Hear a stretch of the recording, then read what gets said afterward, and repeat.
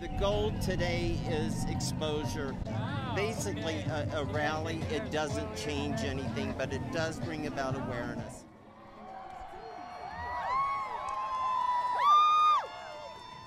Okay, we want to thank everyone so much for coming out today. As you know, today is the day of the People's Climate March in Washington, D.C.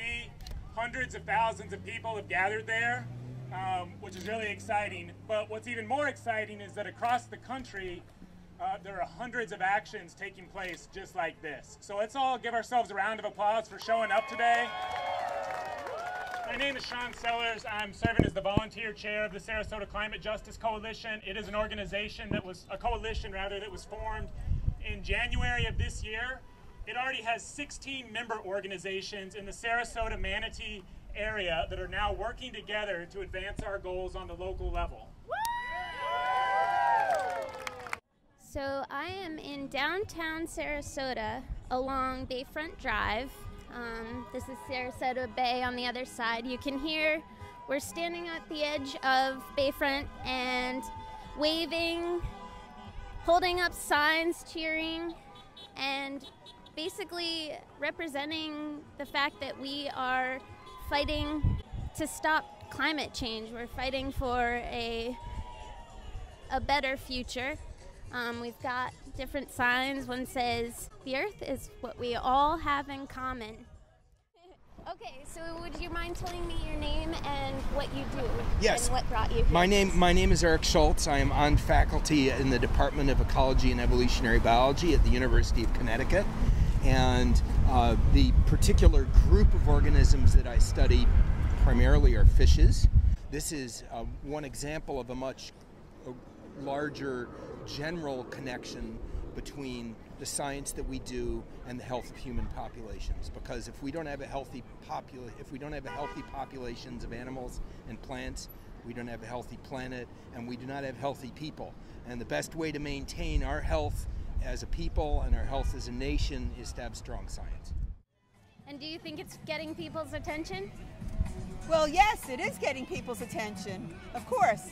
Everybody driving by, but it will be on the news, it'll be in the newspapers. Yes, it's getting people's attention. It's just a matter of breaking through the denial, which actually I believe is a matter of repetition.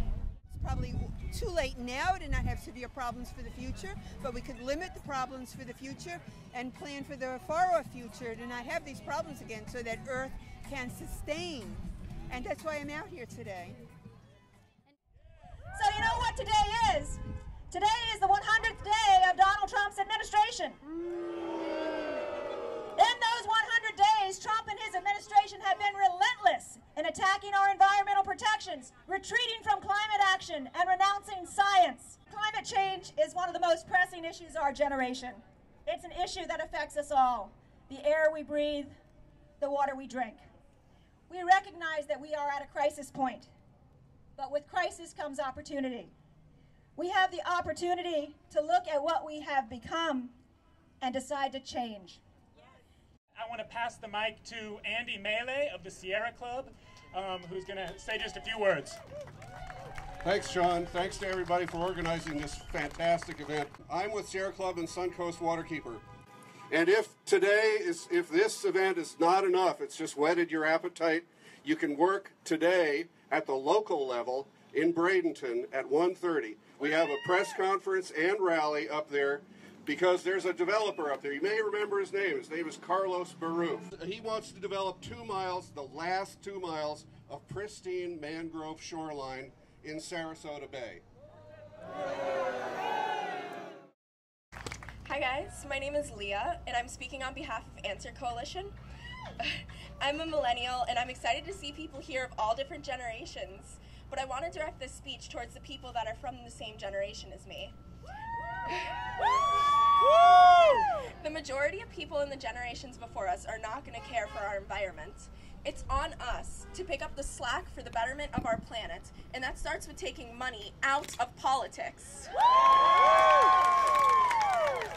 The problem is not that we don't have the technology to have safe, clean, and renewable energy. The problem lies socially and politically. We will never employ alternative sources of energy if our politicians keep making business deals with large oil companies. This is not an issue of Republican versus Democrat. The main political parties have both failed the environment and us.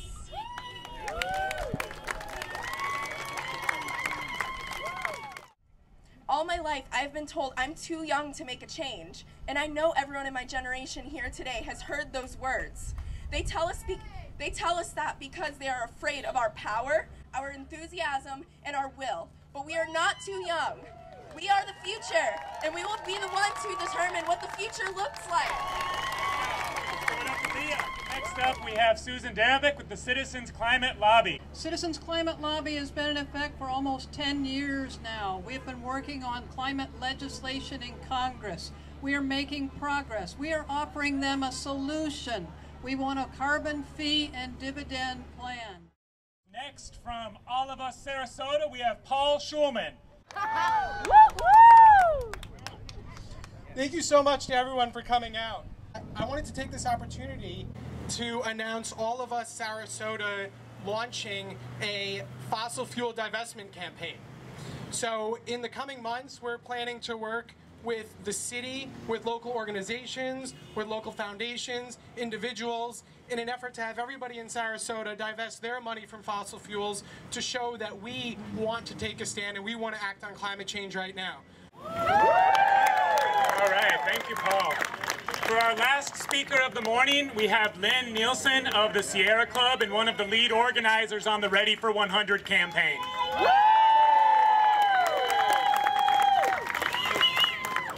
So the Manatee Sarasota Sierra Club has been working on a lot of issues here locally regarding climate. One of the things we're just wrapping up is a solar co-op that we started in January to help people, neighborhoods go 100% solar. And so now, to keep this whole momentum going, we're also bringing the Sierra Club's Ready for 100 campaign here to the city of Sarasota. So our focus right now is on the Ready for 100 campaign that the Sierra Club is organizing nationally.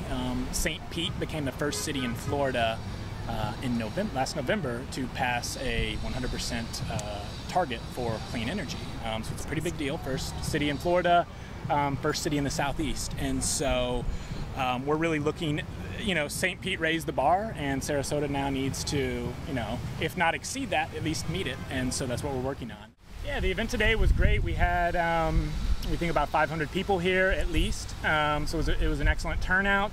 And it was really to announce the birth of the coalition as well as the launch of this Ready for 100 campaign. So I think we certainly got the kind of the message out to the communities in Sarasota that are already engaged in these issues, but more importantly than that was just the tremendous amount of support we were receiving from people driving by. I mean, for every one thumbs down or middle finger, there were at least 10 honks, and you just can't beat that ratio. You're not going to do any better than that, in the bluest city in the country. So it was quite remarkable.